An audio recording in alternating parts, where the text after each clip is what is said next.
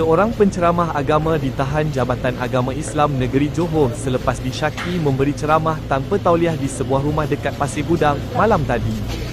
Tangkapan ke atas lelaki tempatan berusia 50 tahun itu dibuat kira-kira jam 8.30 malam tadi oleh bahagian penguatkuasaan JAINJ dibantu Ibu Pejabat Polis Daerah Seri Alam.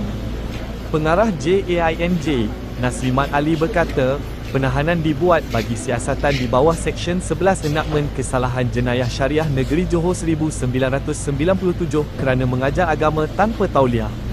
Penceramah ini memberi ceramah dengan jemaah serta siaran langsung di media sosial. Rumah itu adalah kediaman individu lain yang dijadikan tempat ceramah setiap hari selepas maghrib dan subuh. Ketika tangkapan dibuat, ada beberapa orang yang sedang mendengar ceramahnya di rumah itu, selain siaran langsung di Facebook, FB, dan YouTube, tetapi video sudah dipadam. Sekarang penceramah ini masih dalam siasatan kita, katanya ketika dihubungi hari ini. Mengulas lanjut, perbuatan mengajar tanpa tauliah membabitkan penceramah itu adalah antara aduan yang telah dibawa dalam makluman mesyuarat ahli majlis bulan Mei ini dan terdapat arahan serta keputusan Jawatankuasa Tauliah bagi JAINJ mengambil tindakan. Assalamualaikum warahmatullahi wabarakatuh. Alhamdulillah wassalamu ala Rasulillah. Saya sebenarnya hari ini rasa sedih sangatlah bila mana terbaca tentang peristiwa penahanan Ustaz Isa Deraman oleh pihak JAIN, Jabatan Agama Islam Negeri Johor, dan juga oleh pihak PDRM. Dan saya selaku rakyat, walaupun bukan duduk di Johor, selaku rakyat Malaysia yang mendapat tahu berita ini, rasa sangat sedih. Sebab apa sedihnya? Sebab kita lihat bagaimana seorang ulama ataupun seorang sosok tubuh ustaz yang kita gelar Tokku Pasir Gudang. Gelaran Tokku ni bukan gelaran yang boleh kita buat-buat sekalian, bukan diangkat sendiri oleh orang, tapi diberi gelar oleh orang. Mana orang hormat dia, orang panggil Tokku Pasir Gudang. Macam Tokku Palu, Tokku Pasir Mina, Tokku macam-macam lah Tokku. Gelaran Tokku ni gelaran hormat orang Batak Timur diberikan kepada orang seseorang. Jadi bila kes penahanan ini, ada yang mengatakan sebab dia dituduh pusat pengajiannya itu pusat pengajian menyebarkan ajaran sesat. Ada yang mengatakan bahawa sebab Ustaz Isa Deraman ni tak ada tauliah mengajar di Johor. Ada juga yang mengatakan Ustaz Isa Deraman ni Wahabi. Jadi saya nak tahu celah mana Wahabi Ustaz Isa Deraman ni.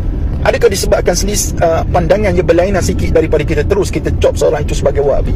Saya pernah dicop oleh seorang yang mengatakan dia Ahlus Sunnah wal Jamaah, mengatakan saya ni kafir zindi. Siapa tahu kafir zindi tuan sekalian? Dia cop kita ni. Ada juga golongan Wahabi yang melampau, yang memang ni galangan salafi lah. Memang salafi kalau jumpa penampar atas muka je. Tapi Ustaz Isa Deraman ni bukan macam tu. Dia mengajar pun tidak keras. Tidaklah seperti mana setengah orang yang mengatakan kalau benda ni kalau salah, totok salah, tak ada macam tak ada, khilaf terus. Terus dikatakan ini khilaf, tak nak, kita nak ikut sunnah Nabi betul-betul. Tu betul lah kalau kita nak tangkap orang macam boleh, sebab dia melampau. Tapi Ustaz Isa Deraman ni orang tak macam tu. Walaupun nak sebutnya kepada kita sekian, bagaimana keadaan asatizah yang sekarang ni kita dapat lihat bagaimana asatizah diperlakukan macam tu. Kalau program-program maksiat kepada Allah Subhanahu Wa Taala, tak ada kita bersungguh macam tu. Tak ada kita tangkap orang buat maksiat kepada Allah Subhanahu Wa Taala. Sebab apa? Mereka tidak perlu tauliah ke? Mereka boleh buat ikut suka mereka ke? Atau macam mana? Jadi saya selaku rakyat, walaupun bukan rakyat Johor, rakyat Malaysia, duduk di Malaysia ni, nak sebut apa stand, apa sebab Jabatan Agama Islam Negeri Johor membuat tangkapan tersebut dan mensilkan tempat pengajian Ustaz Isa Deraman, sampai dinampak satu gambar disil pintu pagar pusat talaki tersebut. Dan ini sangat, bagi saya sangat menyedihkan tuan-tuan, macam Allah apa yang berlaku. Dan saya harap sangat pihak berkuasa keluarkan statement segera untuk kami tahu kenapa dia disekat ataupun ditahan sebegitu rupa, apa salah dia untuk menyampaikan ilmu di bumi Johor tersebut, dan bagaimana perkara ini boleh terjadi. Wassalamualaikum warahmatullahi wabarakatuh. Mengikut rekod, pada 2016, penceramah ini pernah ditahan atas kesalahan sama.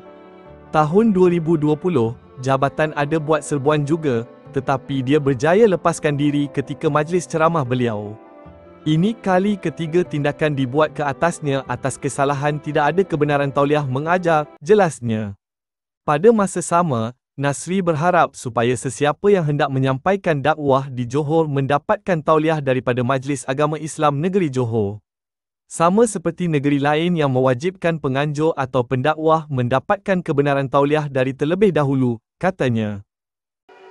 Terima kasih kerana menonton. Kalau anda suka video ini, jangan lupa untuk like, share dan subscribe. Kita jumpa lagi dalam video akan datang.